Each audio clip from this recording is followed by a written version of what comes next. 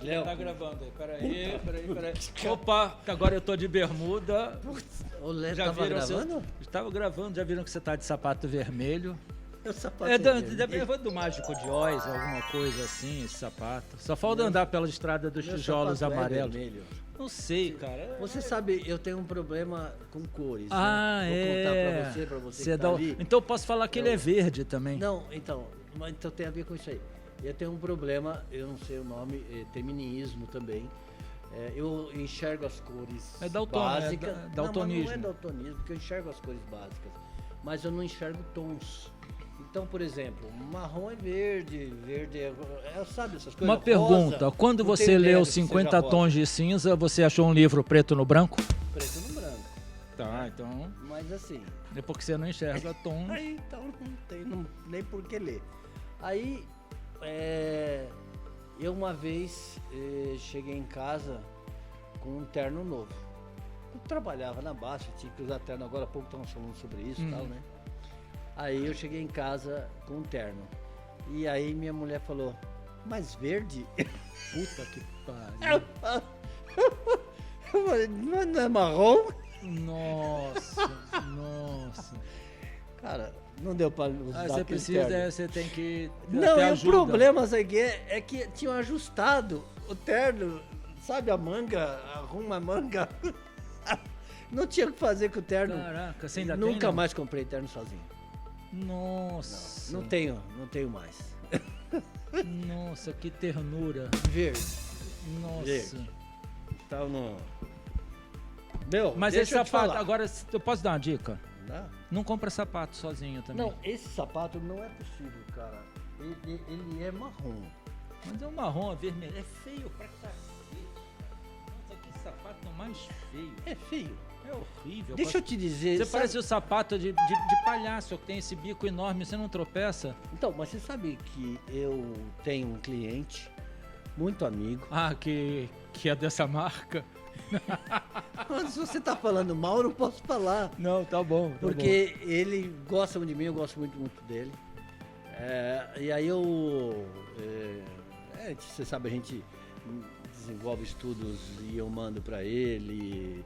A gente publica também na nossa página da Coro Brasil os estudos macroeconômicos também. E eu envio, e ele me manda. Sapatos? Sapato. 2 pares, a cada 6 meses ele manda aí. Ah, então tá explicado. E O aí- sapato dado não se olha a Não cor. se olha a tá cor. bom, tá bom. Então, Agora não tá sei o que explicado.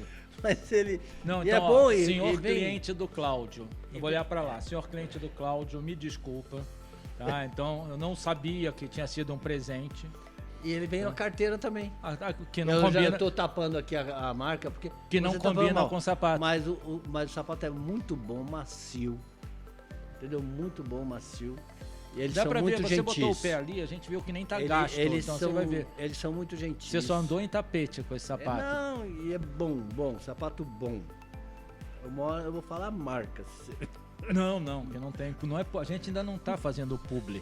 Não. Não tá. Senão a gente tem que dar conflito, falar Cara, que tem a interesse. gente tem que falar de pesquisa de mercado hoje, de novo, né? A gente só fala sobre isso aqui. Não, é o que a gente menos Menos fala. fala, é O que a pesquisa gente de menos mercado. fala é pesquisa de mercado. Mas a gente falou na última... A última não, uma lá atrás.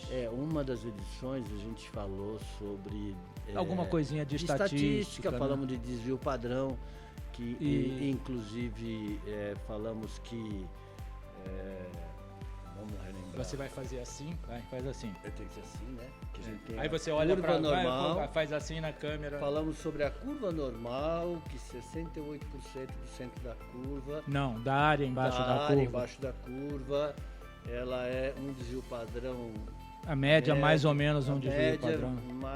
menos um desvio ou mais um desvio Não, padrão. menos um desvio pra esquerda. Mas é que mais eu um tô pra desvio. esquerda, estou de frente pra você. você Muito acertou a bem, direita. agora foi que nem do espelho, agora você Entendeu? acertou. Eu acertei. Agora você Então, acertou, menos é. um desvio ou mais um Isso aí. desvio. E demos o exemplo lá dos sapatos, então você pode fazer usando estatística, previsões de venda e etc. E falamos um pouco também de variância e falamos, chegamos à conta do desvio Do padrão. desvio padrão. Sem a Soma fórmula. dos desvio padrão. Soma dos desvios ao quadrado dividido... A raiz quadrada da soma dos desvios ao quadrado dividido pelo número de observações. Puta, acabou. Não, quando bota a letra piora. Piora. Então é isso. Mas tem uma fórmula tal. Aí o desvio padrão. Aí o que... isso é importante porque ajuda você a qualificar melhor seus resultados, sua amostragem, etc. Isso é importante, a gente usa em pesquisa. São coisas um pouco mais complicadas, mas que a gente não precisa complicar para o cliente. Não, a gente vai complicar mais. Então, mas não precisamos complicar para ele. O cliente tem que saber que a gente sabe disso, né? Que ele tá em boas mãos, vamos chamar assim, né? Em média, sim. Em média, eles estão em boas mãos. A gente não está fazendo bobagens com os estudos deles. Mas aí, vamos avançar um pouquinho nesse assunto hoje. Vamos continuar falando um pouquinho de estatística. Eu queria, uma pergunta. Pergunte, eu respondo. Eu sei que você anda traumatizado. Com perguntas, eu me dei mal naquela de 1/8 lá. Não, mas não tem problema. Não, mas não é com isso. É com futebol você anda traumatizado. Sim, faz tempo. Torcedor do Santos, né? Há muito tempo que Santos de casa não faz milagre, né? Há muito tempo, né, cara? Então, é péssimo, né? Mas vamos pensar assim, porque você lembra que eu falei que o desvio padrão é uma medida de variabilidade, de variação. Sim.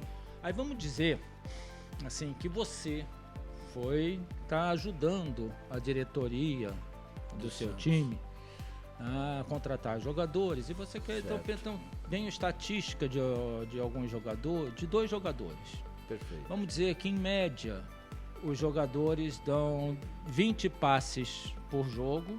Certo. Um em média acerta 20 com desvio padrão de 1.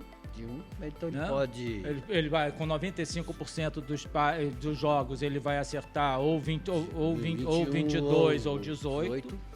E o outro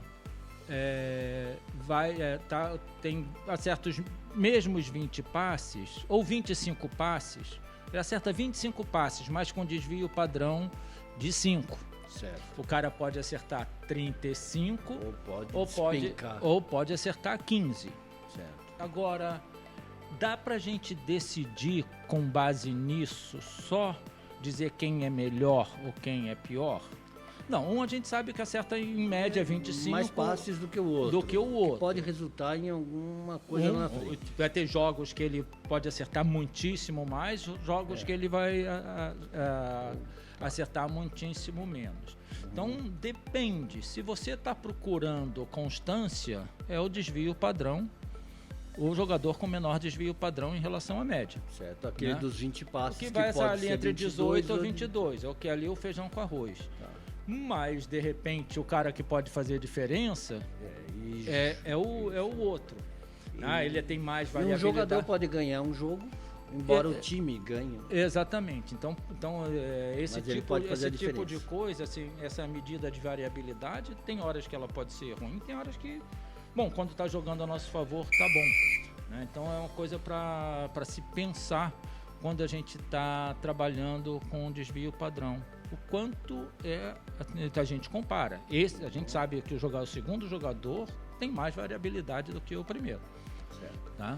Isso não é história, porque os clubes usam isso para contratar jogadores. Então usam um montão de estatística, de passes, e aí tem complexidade do passe, tudo. O que resultou Mas aí tem um negócio que você... Pensando em casos que a gente já viu, e também vale isso em negócios. Quantas vezes a gente já viu jogadores que tiveram uma performance maravilhosa em um time e vão para outro time e têm uma performance pífia? Muitos. No Santos está cheio de jogadores que, se destacou. Isso vem de um fenômeno chamado...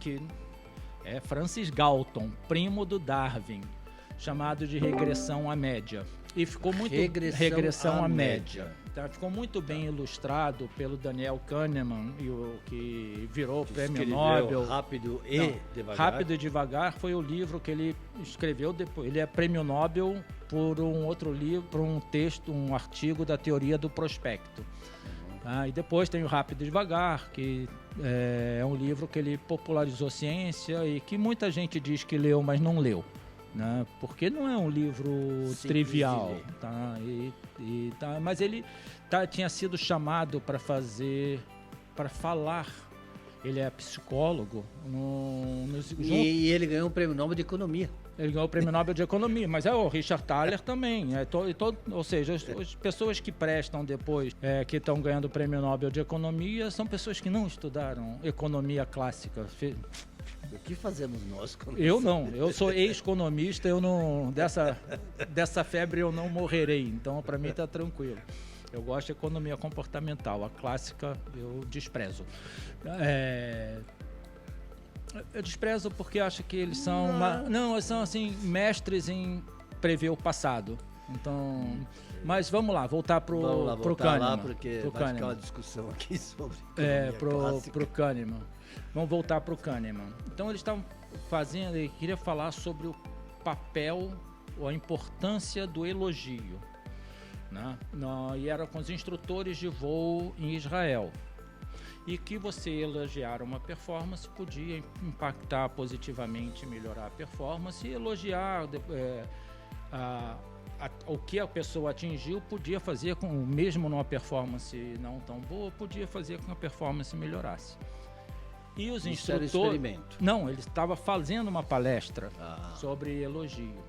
E os instrutores de voo falaram, não, mas isso é contrário do que acontece. O que acontece é que quando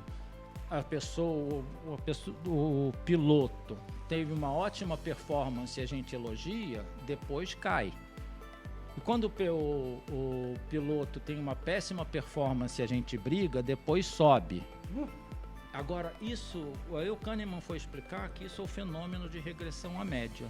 Todos nós, em qualquer coisa que a gente faça, né, a gente vai ter dias que a gente vai ser melhor, dias que vai ser pior, dias que vai ser melhor, dias que vai ser pior. Então, se a gente tem uma performance, por exemplo, se você tiver uma performance muito espetacular num dia gravando aqui, né? No outro dia é capaz de você ter uma performance menos do que muito espetacular. Só ótima. Só maravilhosa. Tá? Então uma mega, super, ultra, na outra só vai ser mega. Tá? Então a luz de quem te elogiou pela performance ultra espetacular, você piorou depois do elogio. Agora, não é porque uma coisa aconteceu depois da outra que a primeira foi a causa da segunda. Tá? Assim como tem dias que a gente está pior em performance e depois acaba subindo, porque a gente tem isso vale para qualquer coisa da vida, né? E Francis Galton lá descobriu isso fazendo mensurações de altura em famílias. Tá? Então, se cada vez que as pessoas fossem casando alto só tivessem mais alto, a gente daria a população crescer em altura, não sei, a gente ia parecer aquele homem-árvore do Senhor dos Anéis, né? Mas tem essa regressão, a regressão à média. Tá? Então, e aí quando chega no futebol... Pode, fala. Levanta a mão quando você quiser dar um exemplo. Isso. O tio. O tio. Nossa. Cara, uma pergunta, você tá de bermuda mesmo? Tô de bermuda, tô. Cara, que coisa... imagina. Mas é horrível. Mas o cara botou a câmera filmando aqui embaixo, o que eu posso fazer? Não, eu tô achando esquisito, porque eu tô vendo... Tá vendo? Tô olhando para minhas pernas, tá? É uma coisa feia, né? Não, é musculosa, é diferente. Musculosa. É feio demais. Não vem mais de bermuda. Você? Não, você não vem mais de bermuda. Aí tá proibido. Então aí, eu gosto de correr, né? E tem dias que eu saio para correr. Eu sou um cara que demora muito a aquecer, porque eu sou um corredor de longa distância. Então, eu até onde meu joelho aguentava, eu fazia maratonas. Agora, agora em abril, eu não sei que mês vai passar esse negócio, mas tem um determinado ano. Agora em abril, ou lá em abril. Lá em abril, eu vou fazer a meia maratona de Fala São assim, Paulo. para ficar fácil, fala assim, agora em abril passado, que serve para os dois. Eu vou fazer, porque a gente não sabe quando você vai assistir isso aqui, a meia maratona de São Paulo e tal. Então, eu assim, começo a aquecer com 40 minutos de corrida, né? Aí eu começo a pegar o gosto, e aí eu vou. E aí eu corro 2h30, 3 horas, Tem dias, isso assim, eu fiz, por exemplo, faço às vezes 15 quilômetros de treino e, cara, me sinto bem. Eu falei, puta, por que não mais 5, né? E tem dias em que eu corro 6 quilômetros e começo a andar, né? Então, acho que talvez tenha a ver com isso daí. Agora, eu fui fiz um ótimo treino, fiz um péssimo treino. Não foi porque a Adriana chegou para você, nossa, que lindo, que ótimo treino que você fez, que estragou o treino seguinte. Eu tô com um relógio, inclusive, que é o terceiro relógio hoje. Hoje eu tô com um relógio moderno, pediram para mostrar a tatuagem. O seu cesto de Vime. Um cesto de Vime. Então, aí não é por causa que ela elogiou que você vai piorar. Eu piorei. Tá? Então isso, ou seja, a performance ela por isso existe a média. As performances maiores vão ser anuladas pelas outras. É lógico que a gente pode ir evoluindo ao longo do tempo, claro, e essa média vai subindo, mas a gente sempre vai ter essa variabilidade em torno da média. Tá? Então aí o Kahneman usou lá desde Francis Galton para explicar essa... É que o diretor vai colocar lá Daniel Kahneman, só para ele saber de quem ele está falando. A gente falou Daniel Kahneman. Não, mas ele vai escrever. Então... Mas por que você está dando ordem pro cara de escrever? Então, porque a pessoa que está ouvindo, ela lê e assistindo a gente com essa paciência, vai falar, o que eles falaram mesmo, porra? Eles não sabem nem falar o nome do cara direito, como é que escreve isso? Aí ele pega, coloca lá e pronto, resolve a vida de quem está assistindo, facilita. Você viu que você está dando um monte de indireta pro diretor. O diretor vai fazer isso. Cara, o diretor dirige, não é você. O diretor dirige. Tá? Então, cada um no seu pedaço. Se ele quiser, ele coloca. Mas vamos voltar lá para estatística. Tem outras coisas. De regressão à média. Então, beleza. Não, calma. A regressão à média, sim, mas regressão é outra parada. Tá? Agora, quando a gente está trabalhando com dados, depende do tipo de dados que a gente está usando, a gente vai usar algumas técnicas. Então, por exemplo, a gente está teste clássico, fala só alguns testes clássicos e rapidamente um dia a gente pode se aprofundar mais nesses testes aí, trazendo exemplos e trazendo talvez até alguma coisa para mostrar. Né? Case aí a gente tem para todos os testes. Então vamos supor que a gente quer saber a diferença de atitude ou a diferença de percepção, né? A diferença de avaliação, a diferença de identificação de grupos de pessoas, vamos dizer 2 grupos de pessoas, as que usam sapato vermelho, as que usam sapato azul, né? Com relação a marcas, a marca tal. Tá? Então as pessoas, a gente primeiro precisa ter uma hipótese que pessoas que usam sapato vermelho e pessoas que usam sapato azul vão diferir em alguma coisa naquelas avaliações. Sim. Porque senão todos comprariam o azul. Ou do vermelho. Né? Ou do vermelho achando que era azul. Caso... ou verde. Aliás, você está com sapato verde, eu só estou dizendo, tá? Seu sapato é verde. Tá? Então, mas a gente precisa ter uma hipótese. Porque senão a gente encontrou diferença. Qual é a fundamentação dessa diferença? E nem sempre a diferença. A gente vai lá e avalia, pede para as pessoas avaliarem o mesmo sapato, ou calçarem o mesmo sapato, o mesmo tênis, um sendo vermelho, outro sendo azul.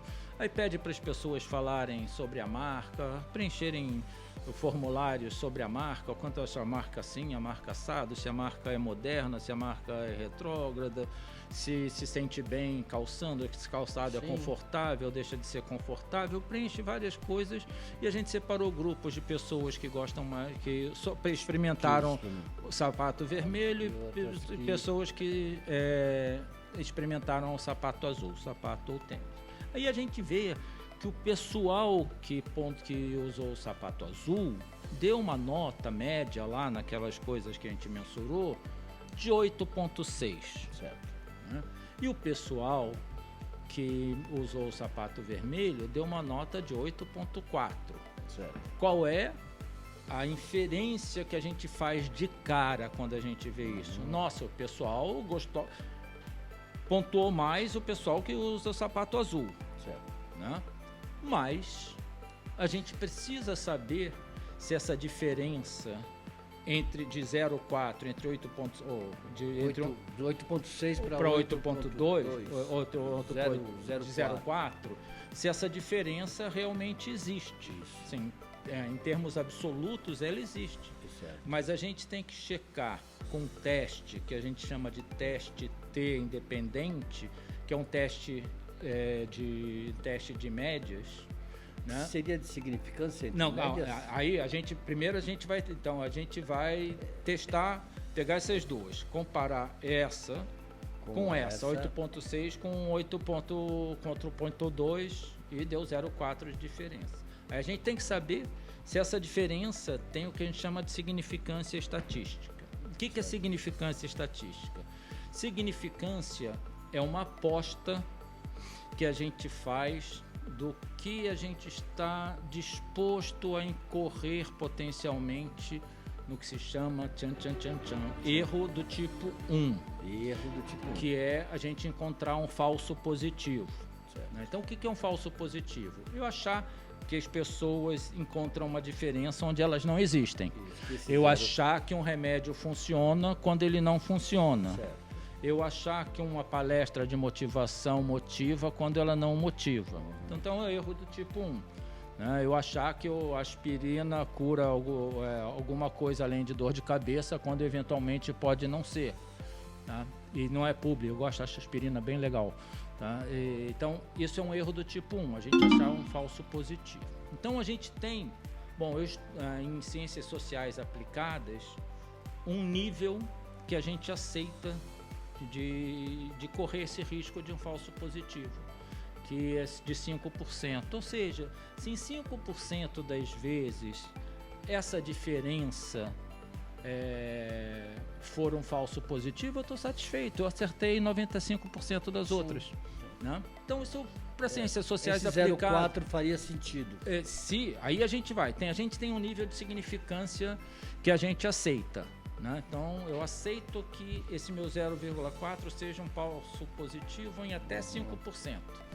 Né? Ou seja, em até 5% das vezes. Aí o teste estatístico, o que ele vai fazer? Ele vai pegar aquela diferença que a gente encontrou e vai com tabelinha, etc., pegando tamanho de amostra, de observações, vai numa tabela e encontrar o que a gente chama de probabilidade de significância, também conhecido como p-velho, p-valor ou sig de significância, que é o que? É a probabilidade da gente encontrar um valor como esse valor de 0,4 ou uma diferença de 0,4 ou mais extrema como fruto do acaso.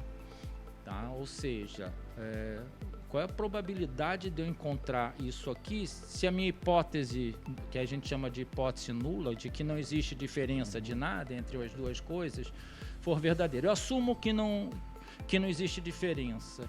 Não havendo diferença, qual é a probabilidade de eu encontrar esse 0,4 que a gente encontrou? Bom, a probabilidade de 3%. Eu comparo.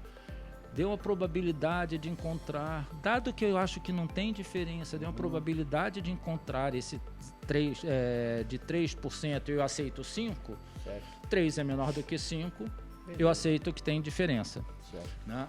E aí a gente pode dizer que existe diferença significante, seja, que as pessoas preferem o azul. O do azul tem uma atitude mais positiva. Você teve uma pesquisa de satisfação de cliente que deu o grupo 8.2 e 8.6. E 8.6, aparentemente alguém vai dizer na sala, não mudou nada. E você vai falar, mudou. Mudou. Né? Assim como já aconteceu com a gente, da gente ser o portador de má notícia. E má notícia, tudo bem, eles trabalhavam com números absolutos para efeito de bônus, mas eram algumas métricas e a gente disse, olha, essa métrica que subiu de 8.8 para 8.9, em termos estatísticos, ela é a mesma coisa. Tá? Então não posso dizer, dado um alfa, um nível de confiança de 5%, né, de que essa diferença existe. Ah, não, mas a gente vai pelo absoluto. Então, vai pelo absoluto, aí é o... Garante o bônus. Então, é o garante o bônus. Então, esse é um teste quando a gente quer saber a diferença de médias, que é um teste T independente. Aí tem o teste T dependente, que aí a gente quer, por exemplo, comparar o Cláudio, ele gosta de energético. Certo. Então, a gente vai pegar... Então, coloca esse teu relógio marca a pulsação. Né? Então, antes de começar a gravar, a gente mede a pulsação do Cláudio. Né? Aí depois ele... No caso está batendo 73. 73, que é quase uma bradicardia, né? Que é de atleta, que em repouso fica bem baixo. Né? Então, o Cláudio toma o energético e depois que o energético faz efeito... mensura de novo. Então a gente por que é um teste T dependente? Que a gente é o mesmo sujeito, Cláudio, antes e depois de alguma coisa. É a pessoa antes ou depois de passar por um treinamento, a pessoa antes ou depois de passar por uma medicação, a pessoa o engajamento antes ou depois de uma ação. A pessoa antes ou depois de ver um comercial. E a gente pode ir fazendo isso ao longo do tempo de maneira mais espaçadas para ver quantas coisas estão voltando. Mas a lógica continua sendo a mesma da gente querer saber se a pulsação do Cláudio antes e depois tem diferença e essa diferença é estatisticamente significante, se o engajamento depois da ação melhorou e se essa diferença estatisticamente significante, se o medicamento... você vai lançar um produto e você tem uma nova embalagem, mas você vai mudar uma embalagem. Aí se a avaliação da embalagem era assim, deu uma nota tanto de embalagem em alguns atributos, e se essa nota depois você mensurou depois da nova embalagem e viu com os mesmos sujeitos. Com os mesmos sujeitos e pode ser ao longo do tempo. Então, essa é uma outra. Agora, pode ter também de teste de diferença de médias quando a gente tem mais de um fator, ou mais de dois grupos, com 3 grupos. Né? Então, por exemplo, a gente tem 3 grupos, vamos dizer, de escolaridade para um determinado produto, né, de potenciais clientes de um determinado produto. Né? Então, vamos lá, e vamos dizer que a gente está mensurando ensino fundamental, médio, graduação e pós-graduação, por algum motivo que faça sentido. Né? E ao invés, aí o que a gente tem o grupo graduação contra, ou médio contra graduação, graduação contra pós e médio contra pós. Se a gente usasse 3 testes T, a gente estaria aumentando o potencial de erro do tipo 1. Porque, ou seja... Eu estaria fazendo suposições... Eu estava fazendo 95 vezes 95 vezes 95. Né? Então, ou seja, eu tenho que manter lá nível de 95% é o que eu quero garantir. Né? Então, então, eu tenho 5% sobrando 2,5% para cada lado. Então, eu estaria aumentando o meu erro de tipo 1 e passaria para quase 20%, alguma coisa assim. Que é 95 vezes 95 vezes 95, agora eu não estou calculador. Aí existe um teste F, que a lógica é também a mesma, e que depois vai te indicar se existe diferença entre médio e graduação, graduação e pós, entre médio e pós, e identifica também. Cruzão com outro. E sempre isso, né? A lógica vem do desenho que você está fazendo com o que você quer comparar. Então não adianta coletar sem pensar no que você vai coletar antes. Tá? Então aí tem duas. Testes de média é muito. Então, e esse teste com mais de 2 grupos chama ANOVA. Aí análise de variância. Aí tem ANOVA, ANCOVA, MANCOVA, MANOVA. São derivações. COVA. Pé na cova. Léo, mas isso tudo, do ponto de vista prático, a gente usa para entregar resultados para o cliente. A gente usa, desde antes, a gente usa para formular o que a gente vai pesquisar, certo, para depois usar o teste adequado para... Né, para depois a gente poder entregar. Porque senão depois você não consegue usar nada se você fizer um questionário ruim. Esses dias eu estava conversando com um amigo que um aluno dele fez a coleta de dados e esqueceu da variável dependente. Então, esqueceu da variável que vai ser explicada por alguma coisa. Por exemplo, se a gente está falando de um estudo de satisfação... Ah, não. Muda o disco, por favor. Esquece satisfação. Se a gente estiver falando do estudo de imagem de marca... Ah, yes.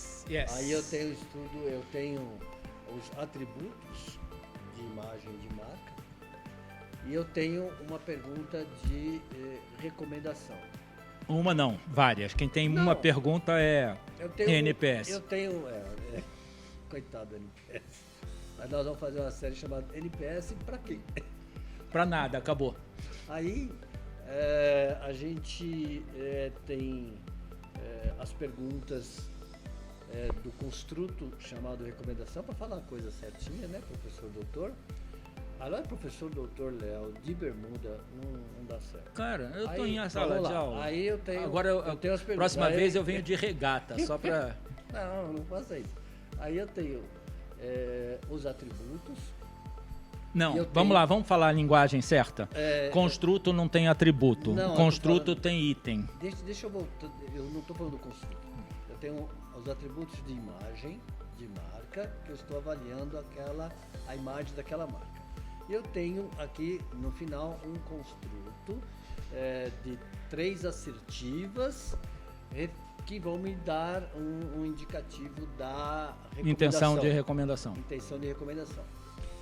Essa intenção de recomendação seria a minha variável dependente. Sim, é a variável que vai ser explicada teoricamente pela imagem de marca ou pelo construto, um construto de imagem de marca. Então, por exemplo, eu posso ter 10 assertivas relacionadas à imagem de marca.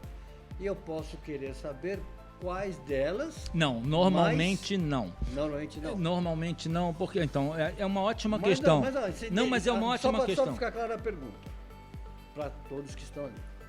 Você vai fazer, a gente vai fazer, né? Vamos fazer junto, né? Você vai nos contratar, um estudo de imagem de marca.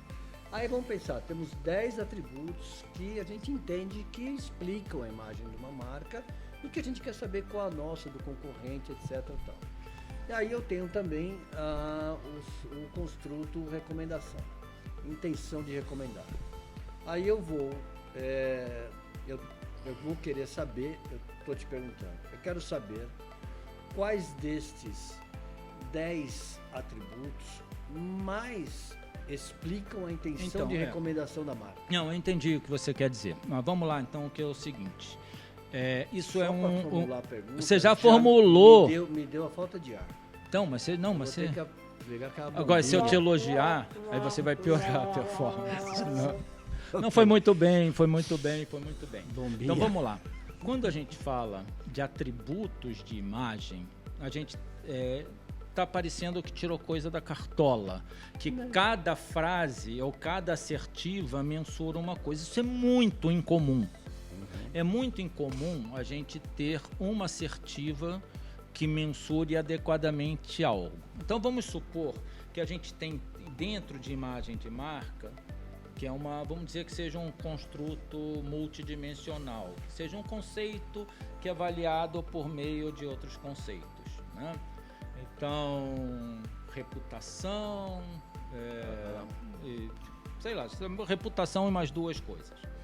Tá? Aí a reputação da marca tem lá as assertivas que você mensura a reputação, ou ação, vamos lá dizer... meio ambiente, ação para o meio ambiente. Consciência ambiental, ações ambientais, etc.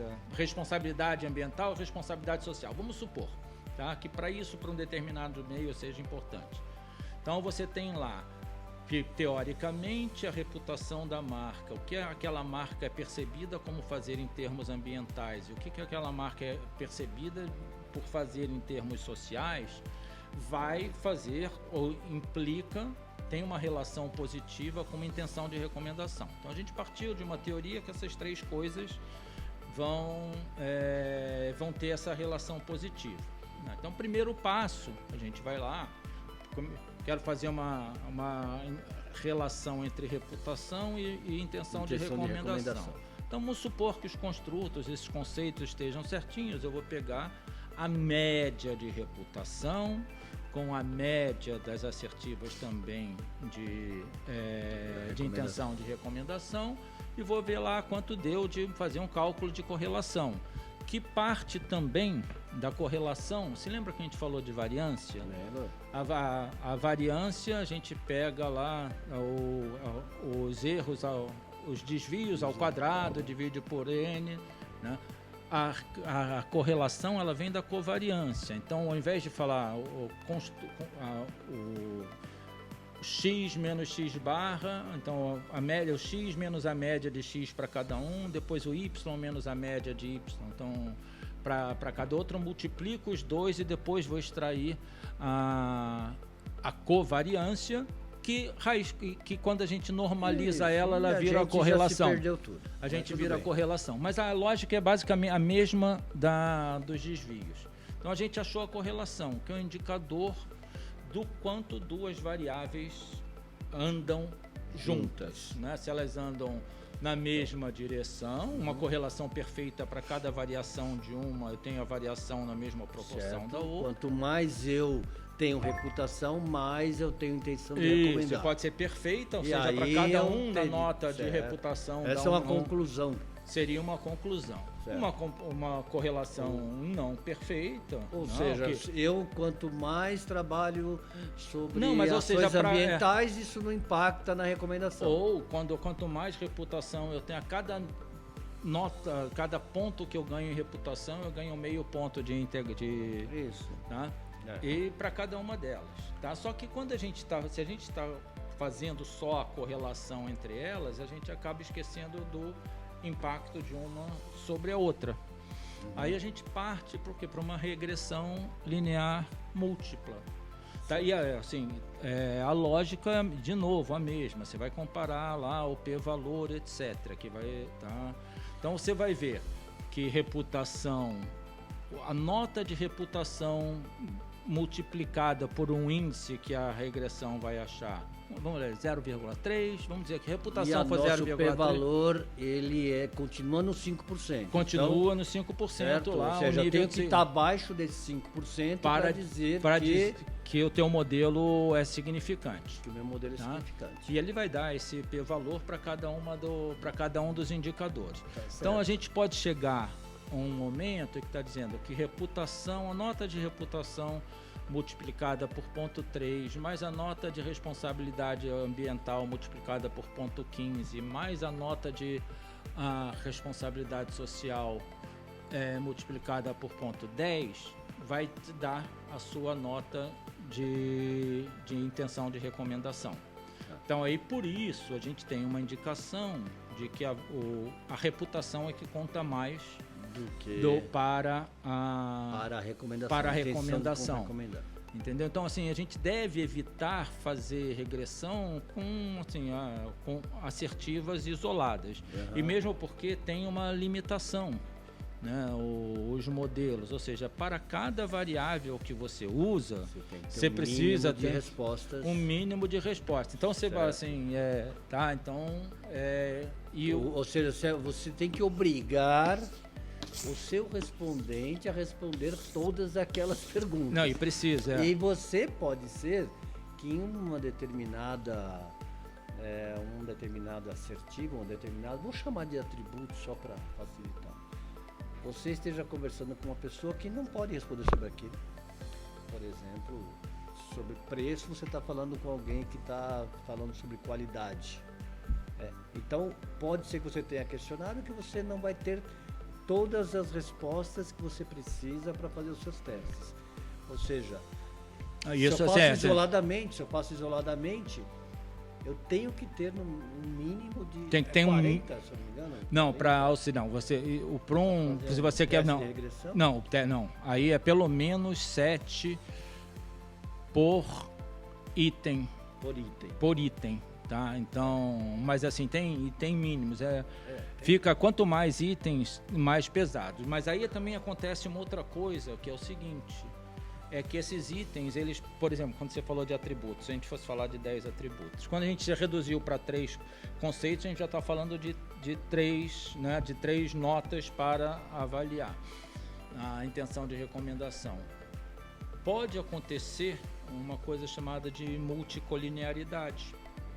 Ou seja, que muitos atributos... Multicolinearidade. É preciso falar como a gente brincava antes, aparecer na televisão as bolinhas. Assim, as palavras... Fazer jogo de forca. Multicolinearidade. Vai lá, tá? Diga. Que é quando, dentro do seu modelo, existe uma correlação alta entre as variáveis independentes. Ou seja, aí você tem 2 variáveis mensurando a mesma coisa. Aí, entendeu? Então, quanto teste tem que fazer? Tem teste de multicolinearidade, value inflation. Mas você no mesmo modelo, você pode pedir que o sistema avalie se tem multicolinearidade. Sim, não, tem. E aí ele vai te dizer se sim ou se não. E outra. É um VIF 4? Não é isso? VIF 5. VIF 5 tem gente que fala 10, tá. Então assim não tem. Então, mas se der um VIF acima de 5, ou seja, tem a multicolinear. E aí você está medindo coisas. Então você vai ter que tirar uma das variáveis do seu conceito. Você tem que excluir uma para fazer sentido. E aí tem outra coisa que é o seguinte: entrou lixo, sai lixo. Né? Que muita gente esquece de fazer é que para fazer testes todos esses testes que a gente falou, teste T de diferença de média, ANOVA, correlação e regressão, são testes paramétricos. Esses testes paramétricos, eles têm pressupostos. O que são esses pressupostos? Primeiro, eles se baseiam na curva que os dados são aderentes à curva normal, ou seja, antes de fazer, você tem que testar se a curva é normal. Depois, essa aqui é a palavra mais difícil do que... Vamos lá, a gente vai fazer as bolinhas aí. Do que é multicolinearidade. As variâncias têm que ser homocedásticas. Elas não podem ser heterocedásticas. Eu não consigo repetir, fala você. Então, teste de homocedasticidade de variância. Ou seja, você não consegue comparar... Vamos acabar o programa. Então, mas ninguém aguenta mais. É um teste para dizer se você não está comparando laranja com banana. Então agora ficou mais fácil. Então, se é laranja e laranja, as variâncias são frutas. Ótimo. Tá?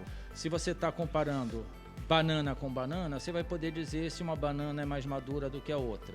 Certo. Mas se você está laranja com banana, você não consegue dizer se a laranja está mais madura ou se a banana está mais madura. As variâncias são diferentes. Então, quando é banana com banana, a gente tem uma homocedasticidade de variância.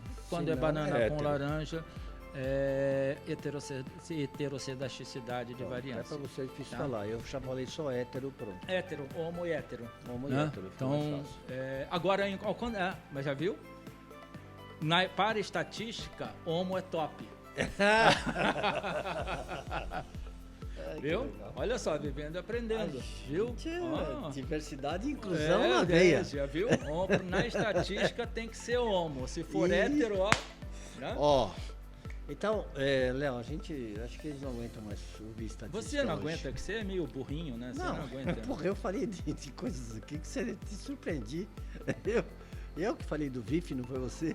Não, eu vi, viu? Você acha que eu não presto atenção nas aulas? Quem ensinou? Você. Ah, então pronto. Mas a questão é a seguinte, você, quando a gente... O importante quando vai, vamos fazer uma pesquisa de mercado com você, com a sua empresa, você decidiu fazer, enfim, é preciso tomar todos esses cuidados antes, porque quando vai para campo alguma coisa, se o instrumento de pesquisa está mal elaborado, você não vai conseguir fazer nada com os resultados. Não vai. É melhor perguntar sim ou não e deixar o resto para lá. Não, então, mas é verdade, é verdade. Pensa assim, quando a gente vem para cá, que você traz no seu carro aquele guarda-roupa. Porque imagina se você viesse com aquela camiseta estampada. Ela foi para campo com aquela camiseta e chegar no estúdio aqui e falar, não vou gravar com essa merda. Né? Então o campo é assim também. Então você já se prepara. Eu vou levar minha camisa azul, a minha camisa branca, 3 relógios. Então, exija do seu fornecedor de pesquisa que ele te explique que testes serão feitos. Tem que saber antes de ir levar a pesquisa para campo, quais testes vão ser feitos depois que a pesquisa for feita. Para que te entregue resultados que façam sentido para o seu plano de ação, porque senão você não vai ter nada para fazer de plano de ação. Exatamente. E então, a gente acha que acabou hoje aqui. Acabou assim que todo mundo tenha pesquisas, todos vocês tenham pesquisas estatisticamente significantes. Léo, vamos acabar com esse negócio. Eu gostei muito desse negócio aqui. Isso aqui é bom. A gente pode... Para botar assim, quando tem uma ideia. A gente pode botar uma ideia. Vamos encerrar com esse negócio. Ele vem até aqui.